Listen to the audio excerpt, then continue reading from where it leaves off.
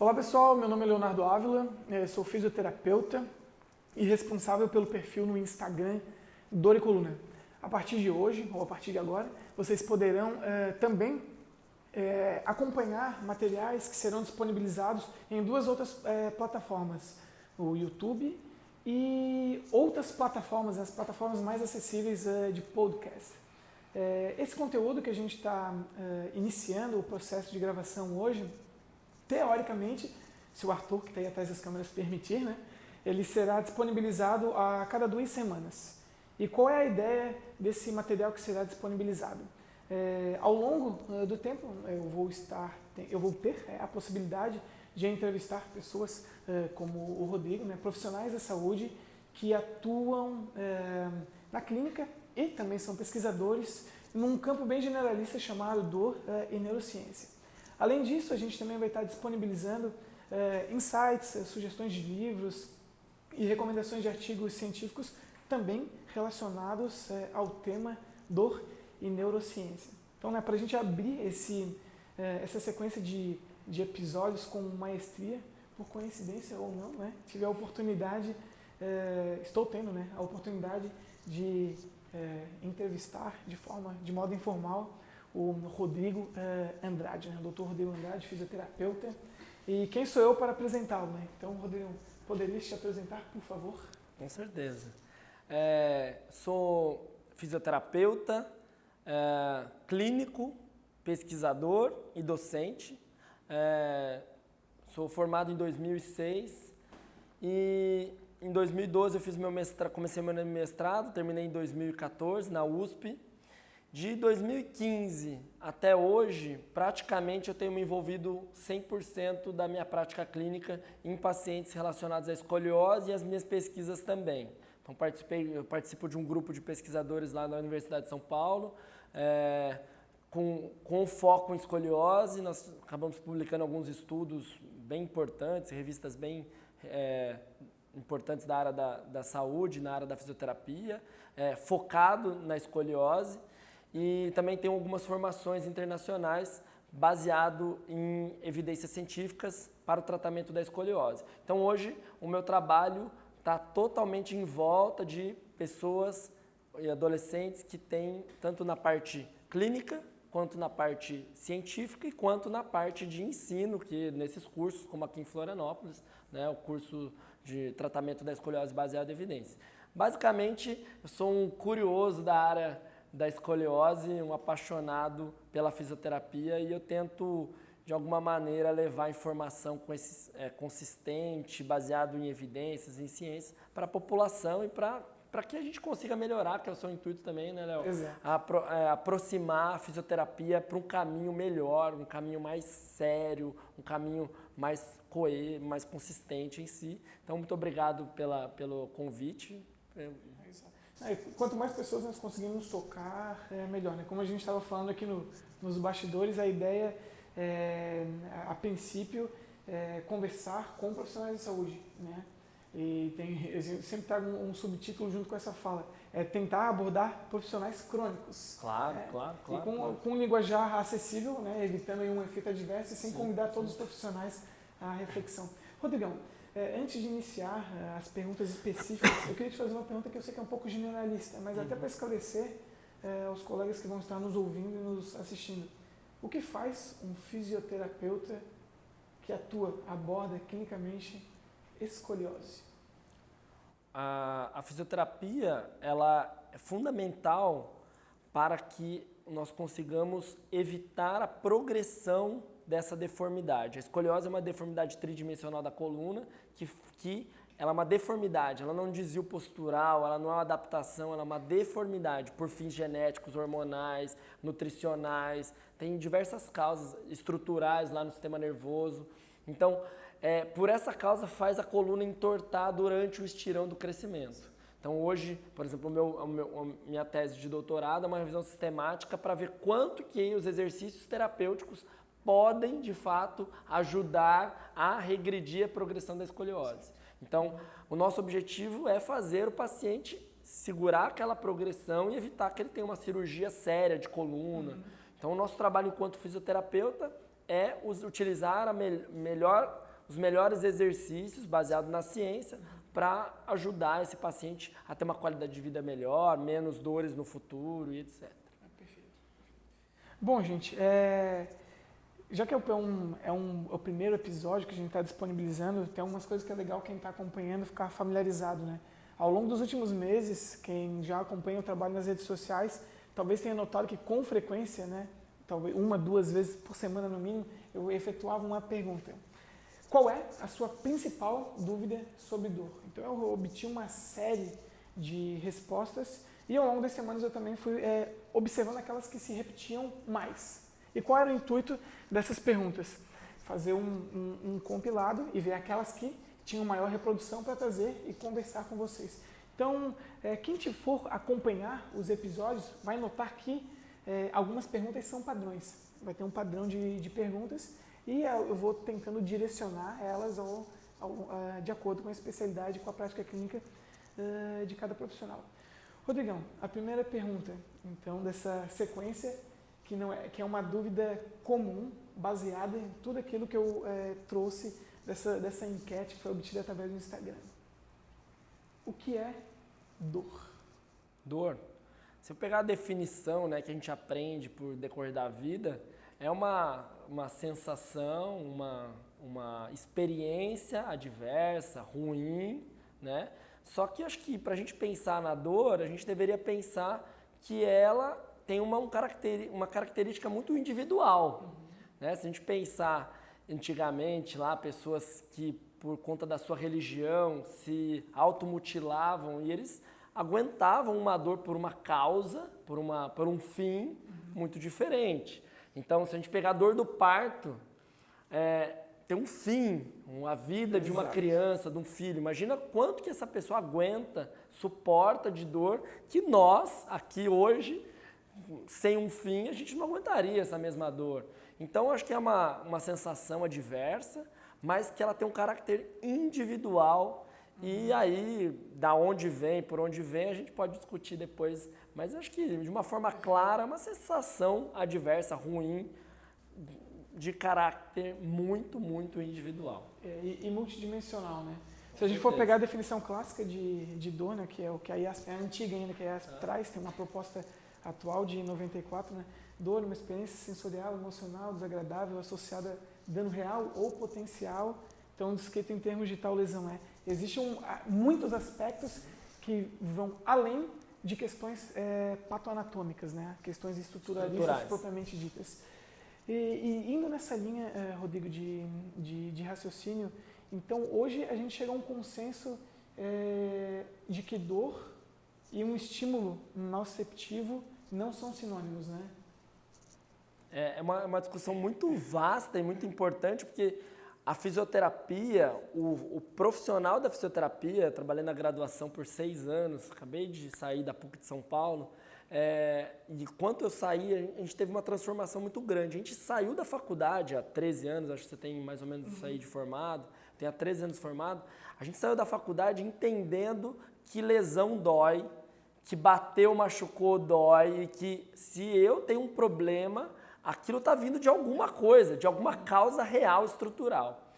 E aí isso é muito louco, porque a ciência e a gente foi se transformando no decorrer do tempo, entendendo que muitas causas dessas dores não existem. E esses aspectos, eles estão vindo lá cada vez mais do meu sistema nervoso, cada pessoa responde de uma maneira a cada estímulo diferente. E na nossa área isso é muito difícil, porque a gente está tentando se transformar e transformar profissionais para que não encontre tão rapidamente essa causa e efeito, que nem sempre é verdadeira, não é? Exato. Rodrigão, que é sinuca de bico, né? Então, à medida que a gente vai evoluindo, a construção de ideias, né? Então, se a gente define dor, entende que dor não é sinônimo de nocicepção. E aí tu já antecipou até a minha próxima pergunta, né? Sentir dor não é a mesma coisa que ter um machucado. Sentir dor não é a mesma coisa que ter uma alteração estrutural, uma alteração patoanatômica. Por exemplo, o mais comum, que a gente vê um senso comum na sociedade como um todo, né? e no meio da sociedade, não sociedade, isso aí corta depois, certo? Ou deixa para as pessoas rirem, mas entre os profissionais da saúde. Em ficar inferindo causa e efeito, por exemplo, num achado de exame de imagem. Se a gente sabe que não dá para inferir causalidade entre dor e uma alteração estrutural, a pergunta de $1 bilhão, por que dói? Por que dói? Olha, eu acredito que isso, se eu pegar, até mostro na minha aula, um estudo de 1995 já se falava que a gente tem mudanças estruturais do sistema nervoso central, modulações endógenas, nós vamos encontrando mudanças reais no sistema nervoso central que faz aquele corpo sentir dores reais, mas não necessariamente aquilo me faz ter um padrão, ou isso é muito multidimensional mesmo. Mas eu gosto de dar um exemplo, acho que para ficar mais claro para o pessoal. Imagina que eu te coloco hoje numa comunidade, numa favela, né? Agora meia-noite, aqui em Florianópolis. Certo. Deve ter alguma que eu não conheço o nome. Sim. E aí, para você vai ter um nome de um bairro que vem na sua cabeça agora, milhões de informações por trás disso que te deixaram mais tenso. Se eu não sei, eu que não sei, eu vou ficar um pouco receoso, com medo, por conta daquele ambiente mais escuro, um lugar que eu já tenho outras experiências. Mas de Florianópolis eu não conheço. Exato. Então a sua experiência já vai ser muito pior do que a minha. Então, vamos colocar isso em prática da vida do corpo humano. A partir do momento que eu tenho uma experiência desagradável, então eu abaixei para pegar alguma coisa e travei a coluna e senti muita dor, fui para o hospital e etc. Aquilo me torna um movimento perigoso. E aí, se eu vou no profissional da saúde, nós fisioterapeutas, médicos, e reforço isso, olha, toda vez que você abaixa, você pode pinçar ainda mais o seu disco, ele empurrar a sua medula. E existem casos de pessoas que ficaram paraplégicas. O grave do grave. Quantas pessoas você conhece na sua vida que ficou paraplégico por causa de hérnia de disco? Eu não conheço nenhuma. Na minha carreira inteira eu não conheço nenhuma. Eu só conheço quem pós uma cirurgia ficou. Mas sem nada eu não conheço nenhuma. É raríssimo. Deve ter algum relato na literatura que eu desconheço.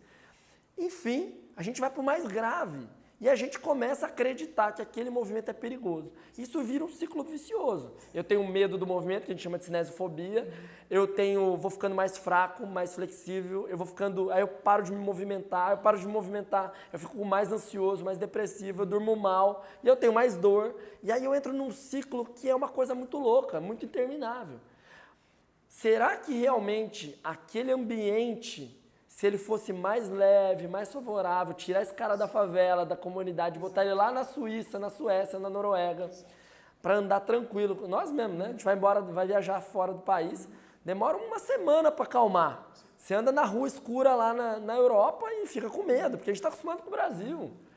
Esse corpo, essa memória, quanto mais informações negativas a gente vai colocando para esse paciente, quanto mais eu vou batendo e deixando ele cada vez mais machucado e calejado emocionalmente ou psicologicamente, mais essa pessoa vai referir dor, vai ter problemas, etc. Nós vamos construindo pessoas com medo de se movimentar, com medo das estruturas. Eu vejo todos os dias isso na minha clínica. Resumindo, acho que a gente pode inferir como são questões contextuais, né? A dor, geralmente, ela pode ser entendida como uma correlação, uma percepção de ameaça implícita por parte daquele indivíduo que está sentindo. E isso é fruto de uma série de experiências prévias, né? Claro. Aí entra o fator que nós comentamos anteriormente. Uma potencial alteração estrutural pode também potencialmente ser um start nocivo para ir, a partir da percepção, ter uma possível resposta em dor, mas não necessariamente é uma regra. Sim. Existem pessoas, só para deixar claro, existem pessoas que vão ter problemas estruturais, uma hérnia de disco e vão ter dor. Nem tudo é da cabeça das pessoas.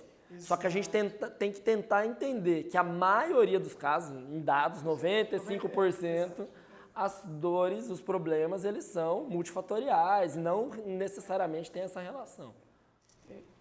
Tratando-se de dados, estima-se, né, que em torno de 10% das dores sejam de causas específicas, né, Rodrigo? 10%? Até mais do que... 10% de dores específicas, né? De 1 a 2% bandeiras vermelhas, as red flags, e as 8% já seria caracterizada como dor com predomínios de causas neuropáticas, né? Ou seja, lesão ou doença do sistema nervoso somatosensorial. Acho que a gente está falando muito para profissional da saúde também, né? Então, acho que vale a pena ressaltar que como eu sei, então, se esse paciente ele está nos 10%, nos 5%, nos 2%, cara, você vai precisar avaliar melhor seu paciente. Você vai precisar ver se a sua clínica condiz, tem relação com os efeitos, com os achados radiográficos.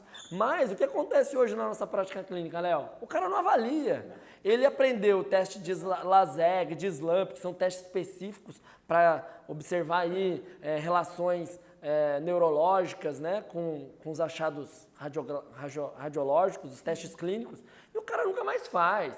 Ele aprende a fazer percussão patelar, aquileu, e nunca mais faz. Ele faz aula gratuita de pilates. Nunca que esse cara vai conseguir ter uma avaliação clássica, uma avaliação cuidadosa, para tentar entender todos os parâmetros e daí separar as 90% dos 10%. Então a gente precisa melhorar a nossa avaliação para a gente, de fato, ser o profissional de primeiro contato. São duas questões que eu sempre trago à tona quando eu tenho a oportunidade de ter um diálogo como a gente está tendo agora. Se você não sabe o que avalia, não sabe o que trata. Claro. E se você se propõe a abordar algo, no caso a dor, como você vai propor abordar algo que você não domina nem os conceitos básicos? Sim. Então a confusão toda já começa por aí, né? Rodrigão, tu tocou num assunto que seria a próxima pergunta, e se tu não falasse eu iria esquecer. Diante de toda essa multidimensionalidade da dor, como nós clínicos vamos conseguir trazer isso para a sociedade e para o paciente em questão, que ele não entenda de uma forma errônea, que a dor é coisa da cabeça. Porque quando a gente começa a falar de multidimensionalidade, aspectos que vão além do biológico, biológico no senso comum, porque se a gente está falando de alterações neurofisiológicas, a gente está falando de biologia também, né? de biologia, de neurofisiologia. Mas como no ato da explicação deixar claro para a sociedade e deixar claro para o clínico, para o profissional da saúde, que mesmo na ausência dessa relação entre dor e o estado do tecido, a dor não ser entendida como uma questão inventada, psicológica. Isso é um cuidado que nós precisamos ter na hora de explicar para a sociedade e para a população, porque é um entendimento. Poxa, se tu está falando de cérebro, de sistema nervoso central, geralmente as pessoas subentendem algo associado diretamente com o senso comum do entendimento da psicologia, né? Isso é um cuidado.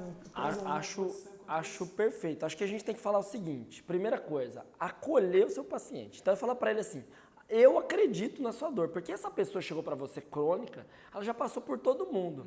E começa a achar que realmente é a coisa da cabeça dela.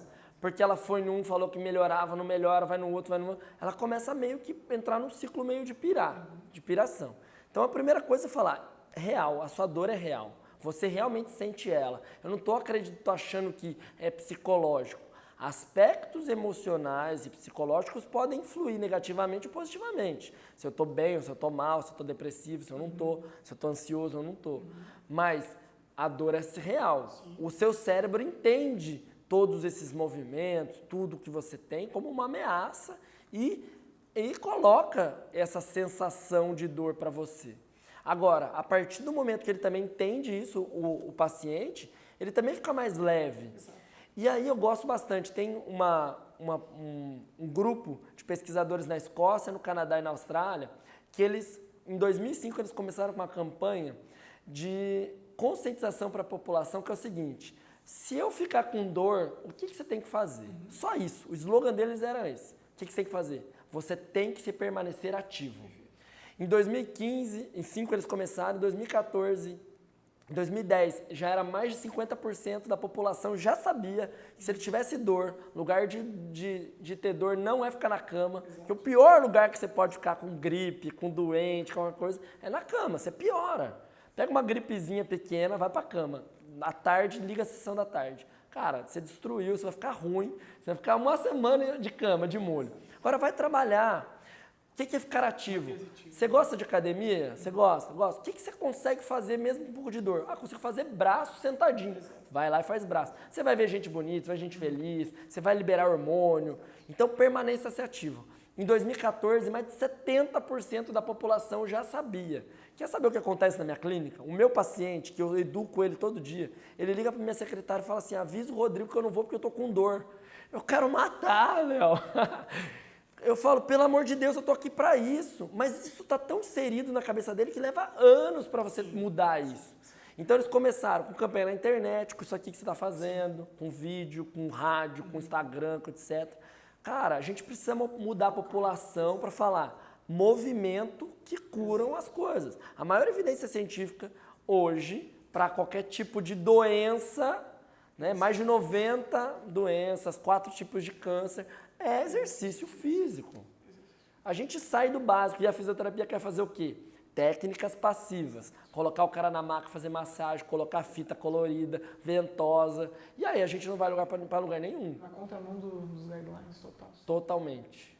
Totalmente. Contramão do que a ciência nos recomenda, que é se permanecer ativo, informações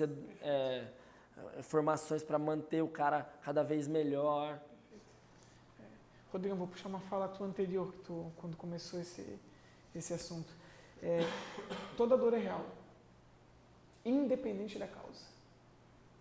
Independente da causa, a dor é real. Não existe a possibilidade de um indivíduo referir dor na ausência de dor, porque a dor por si só chama atenção, dor é a percepção. Né? Então, toda dor é real, independente da causa. Agora, o modo como nós estamos tentando abordar a causa que que traz essa discussão, né? E colocar que, eu acho que isso que a gente também, né, o outro caminho, falei de exercício físico, o outro caminho que é isso, né, chama educação em dor, né? Um entendimento atualizado enquanto aos mecanismos, né? Isso também tem mostrado bastante evidência científica, mas eu acho que a gente também tem que colocar um parâmetro que nós não somos psicólogos e a gente não vai conseguir mudar várias coisas que o paciente... Quando me pega um pouco isso, essa história, agora eu sou biopsicossocial, né? Agora eu só trabalho comunicação verbal com o paciente. Isso me deixa um pouco receoso. Isso tem que ser juntamente com a sua prática de exercícios, de terapias manuais juntas. Tem que ser um compilado de coisas para o seu paciente realmente ser integral. Não dá para ficar 1 hora batendo papo com você, não fazer nada, esquecer que eu sou fisioterapeuta. Acho que isso é importante também, porque nós estamos, não sei se você sente, a gente está numa linha que tudo agora é neurociência e o paciente, vou ficar batendo papo com ele. Acho que não é a ideia, né? É que falta um entendimento básico sobre conceitos básicos para entender o processo e colocar em prática. Que à medida que o profissional que tem um perfil técnico busca esse tipo de abordagem, ele vai ser um reprodutor sem conseguir ter um raciocínio clínico por trás daquilo que ele está se propondo a fazer. Então aí ele vai entender que talvez o processo seja de forma bem rasa, como tu comentou, né? Somente falar. Ô, Rodrigão, para finalizar esses questionamentos, agora especificamente a tua área, 2 perguntas. Escoliose dói? E toda pessoa que é diagnosticada com escoliose precisa receber uma intervenção? Excelentes perguntas e acho que muito bom poder responder isso. Se escoliose dói ou não, como você disse anteriormente, se ele veio para mim referindo dor, eu tenho que acreditar que ele tem dor. Se veio da escoliose ou não, é praticamente impossível eu ter essa certeza absoluta. É praticamente impossível. Até porque, se eu pegar estudos grandes, tem um estudo longitudinal feito no Canadá que acompanha as mesmas pessoas por 20 anos. Pega que difícil, se acompanhar seu filho por 20 anos é difícil. Imagina você acompanhar as mesmas pessoas por 20 anos. Com 15 anos, as pessoas adolescentes tinham mais dor comparado ao grupo controle. Quando eles chegavam aos 20 anos, eles saltavam mais o trabalho por dor e capacidade comparado ao grupo controle. Você sabe qual que era o tamanho dessa curva, em média? 20 graus. Cara, 20 graus é um desviozinho que se a estrutura relacionada à sobrecarga, compressão de disco, ninguém vai ter dor, se a gente fosse pensar na estrutura. Pegando um outro gancho, estudo com 1.000 pessoas escoliose. Quando a pessoa chega no adulto, publicado na Spine, revista de ótima qualidade e tal, 1.000 pessoas. Eles têm mais que o dobro na vida adulta de dor comparado a quem não tem escoliose na vida adulta. Você destrincha um pouco mais o estudo, o nível de comprometimento de atividade física ele era de 30%, comparado a só 15%, ou seja, metade de quem não tem escoliose. Vamos lá. Você tem escoliose, sua filha tem escoliose. Primeira coisa que ela chega no profissional da saúde, ela não pode fazer educação física, ela não pode pular, ela não pode correr, tudo isso vai prejudicar a coluna dela. Você vai transformando essa pessoa, então, eu descobri que eu tenho um problema, que já é ruim, óbvio, ninguém quer ter problema. Segundo, eu, por exemplo, né, eu só gostava de educação física na minha escola. O cara foi lá e me tirou a educação física, ferrou minha semana.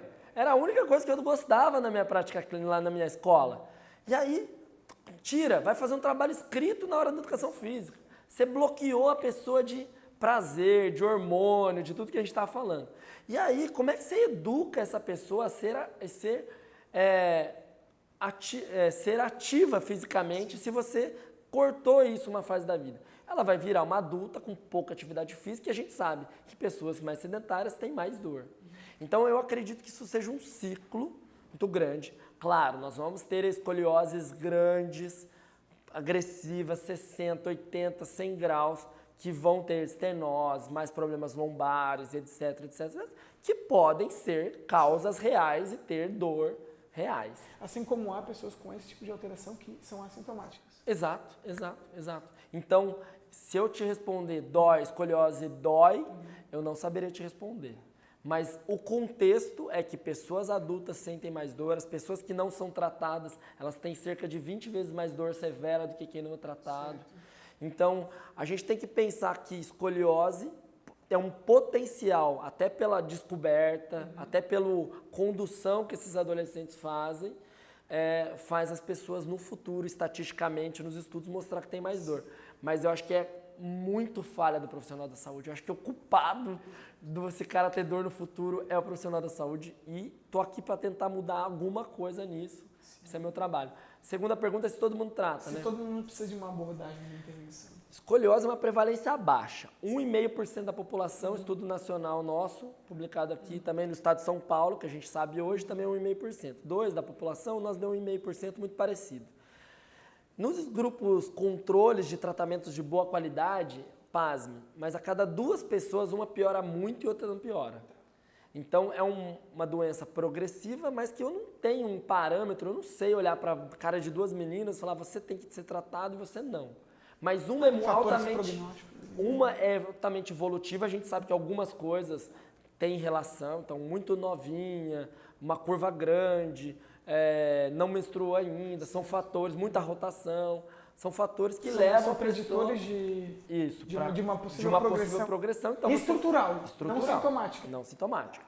Então ela precisa de um cuidado, principalmente na fase do crescimento. Agora, curva pequena, adulta, não vai piorar mais, não precisa de um tratamento específico. Ela precisa de movimento, como todo mundo precisa. Tá? Então, todo mundo precisa de tratamento? Se for nova, criança, adolescente, a gente não sabe para onde vai. Se ela é do grupo 1 ou 2, se vai piorar ou não vai. Não existe um teste genético para isso. Então, a gente trata todo mundo. A gente até faz um over-treatment para não perder ninguém. Se eu não quero, porque se fosse seu filho e ela piorar, é ruim para a pessoa, a gente tem que cuidar da pessoa. Enfim, todo mundo precisa de tratamento? Sim e não. Se ela depende da faixa etária. Se ela for criança, você vai tratar todo mundo, mesmo não sabendo se ela vai piorar ou não.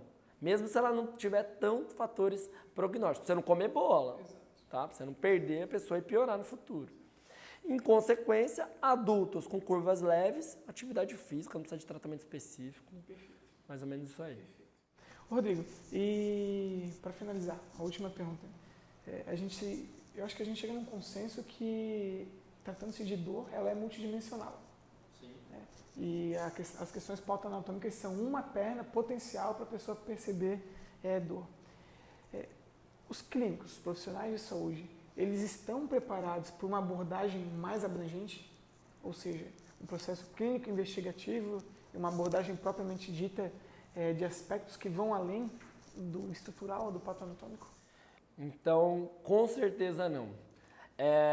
acredito que assim, tem alguns profissionais que eles vão lidar mais com dores, né? Que são os médicos, principalmente na área de neuro, reumato e ortopedia, acho que essas 3 áreas. A gente fala mais na nossa área, que é coluna, etc. Mas acho que essas 3 áreas abordariam bastante isso. Lógico, vão ter cânceres aí, vão ter vários outros... Doenças, dores persistentes, crônicas, não, além da musculoesquelética. Vamos falar um pouco da coluna. Então, vão ter praticamente esses 3 aí, acho que envolvidos. Fisioterapeuta, tá? Educadores físicos e psicólogos. Seriam, acho que essa gama. O Sullivan, que é um pesquisador aí consagradíssimo na área da coluna, ele coloca, a primeira coisa é uma questão, algumas discussões num artigo bem importante, ele fala por que os profissionais da saúde não seguem o básico, que são os guidelines, são as diretrizes. Então, eu acho que o profissional da saúde não está preparado porque ele não segue o que o consenso, que são as ciências até então, até o momento, viram de melhor, por isso que eles não seguem. Então, eles ainda continuam fazendo exames em excesso nesses pacientes, encontrando pelo em ovo. Outro assunto, ou eles ainda vão continuar encontrando as causas, vão restringir movimento, vão deixar o paciente em repouso, coisas que a gente já está careca de saber. É muito antigo, faz mais de 10 anos que está se falando a mesma coisa. E aí vai lá no médico, manda o cara ficar em repouso 2 semanas. Então, e nós proporcionando, por exemplo, tratamentos passivos, que geram total dependência do profissional. Reforçando que a postura adequada vai fazer ele melhorar a dor ou piorar. E aí nunca existe uma postura reta e absoluta, esse paciente nunca vai ficar bom, então. Eles vão associando outras vertentes. Então, se a gente for entrar na área da físio, falei das profissões, mas se for entrar na nossa área, na área da físio, nós estamos muito perdidos. Cada vez mais nós somos técnicos em cada área e a gente coloca aquele óculos que eu só consigo ver aquilo que eu aprendi. Se eu sou osteopata, eu só vou ver estrutura, no crânio, órgão, fáscia, articulação. Se eu for acupunturista, eu só olho energia. E se eu for RPG, eu só olho cadeia muscular. E se eu for pilates, eu só vejo core. Está incitando a discórdia. Não, isso é real. A partir do momento que o fisioterapeuta começar a entender que ele é fisioterapeuta, que ele vai usar essas ferramentas, às vezes muito bem para determinadas pessoas, mas que eu preciso saber do todo, uma abordagem maior, mais multidimensional, esse cara que a gente está falando que ele está achando ruim, ele vai ser muito melhor. Eu quero que ele seja melhor. Eu quero que ele melhore mais pessoas. E ele vai conseguir melhorar mais pessoas. Agora, se eu só olhar para um lado do elefante, eu esqueço que ele tem tromba, que ele tem orelha grande, que ele tem 4 patas. Eu estou lá atrás, só estou vendo uma coisa. Então, acho que a gente tem que respirar, abrir um horizonte, ficar mais aberto. E nós que trabalhamos com prática baseada em evidência, a gente falou isso nos bastidores, parece que a gente está apontando o dedo falando isso não é bom, essa técnica não é boa. E pelo contrário, nós temos que ser muito mais humildes. Porque a gente está super aberto a mudar. Isso aqui não é o melhor hoje. Vamos mudar. Vamos virar página, vamos pegar o que teve de bom lá atrás e vamos tentar melhorar cada vez mais. Acho que esse é o caminho. A gente conversou com o David ali antes também, né, David? David está atrás das câmeras, tá, gente? A ciência é mutável. Ela exige que o profissional seja completamente flexível. Sim. Que o que a gente pode estar conversando aqui hoje, talvez amanhã não seja verdade. Que bom, né? E aí a gente fecha assim, não há verdade absoluta. Que bom. É literalmente ser uma metamorfose ambulante. Talvez por isso seja muito mais simples tu se autorrotular. Isso não é apontar dedo para profissões ou para linhas de estudo, né? Eu sou RPGista, eu sou osteopata, eu sou quiroprata. Que à medida que tu se rotula, né, tu é uma labelização do processo, tu se prende a um paradigma e tu segue ele, por uma vida. E se tu tem como norteador as evidências científicas, ela exige realmente que tu saia da zona de conforto diariamente. Que bom, né? Não é bom? Sim. Vou te confessar que muitas vezes me dá até uma angústia de eu não conseguir acompanhar com tanta velocidade o que tem de informação, que é natural, né? A gente tem um pouco dessa angústia quem está estudando toda hora. Porém, Que bom que a gente está também suscetível a tentar fazer para o paciente, olha, eu consigo te fazer o que é melhor para você até o que eu sei desse momento. Porque isso é muito natural. Acho que para tu estar atualizado, se eu não me engano, tu precisa ler 8 ensaios clínicos por dia. Por dia? Dá ou não dá? Acho que eu não consigo. Não dá. Empresa, filho. Rodrigão. Muito obrigado. Valeu. Pelo obrigado. convite. Eu acredito que esse material vai ter uma repercussão. Então, para quem está escutando e assistindo, como é que os colegas te encontram na...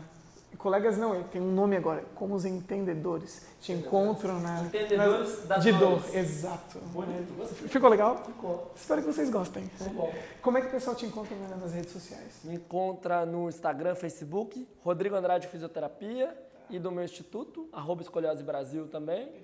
E eu tô por aí. Só colocar Rodrigo Andrade Fisioterapia, vamos me encontrar. Bom, gente, e se vocês curtiram, agora tem que fazer isso, né? Todo mundo faz. Se eu fizer errado, vocês me corrijam, tá? Então, se vocês curtiram esse vídeo, se inscrevam no canal, tem um botãozinho de like, aperta no joinha. O Arthur, acho que ele vai fazer uma edição maneira que vai aparecer isso, né? E compartilhem, né? Quanto mais pessoas nós conseguimos tocar e levar essa informação adiante, acredito que o resultado vai ser expressivo, né? Significante. Uma melhor profissão, ou melhor profissões e pacientes, pessoas mais felizes, com menos dores e mais entendedores. Porque muitos pacientes, infelizmente, apresentam persistência dos seus sintomas por serem vítimas de profissionais crônicos. Então a ideia é realmente a gente conversar primeiro com profissionais crônicos e não entendam isso como sendo ofensivo, mas sim um convite, né, a racionalizar, a conversar e sair da zona de conforto. E um detalhe, para quem não está assistindo o vídeo e somente escutando, opa, quase saí da câmera aqui, e para quem está só escutando através do podcast, eu ainda não sei como faz para compartilhar, mas deve ter um link, copie o link, compartilhe ou curta também o podcast através do aplicativo que você vai estar escutando. Compartilha, manda para o grupo do WhatsApp, dos amigos, dá para ouvir. Liga na hora, é assim mesmo. Eu acordo todo dia 50 minutos antes. Eu mudei meu hábito há mais de um ano sobre isso já. E todo dia de manhã eu escuto um podcast. Verdade. Tem duração de 1 hora. Então façam isso, porra. Eu sou preguiçoso, Valeu. não consigo. Valeu, tchau. Muito bom. O Arthur, tu edita as bosta aí, né, cara? Pô, a gente Aqui não tem edição, galera. É verdade, caralho.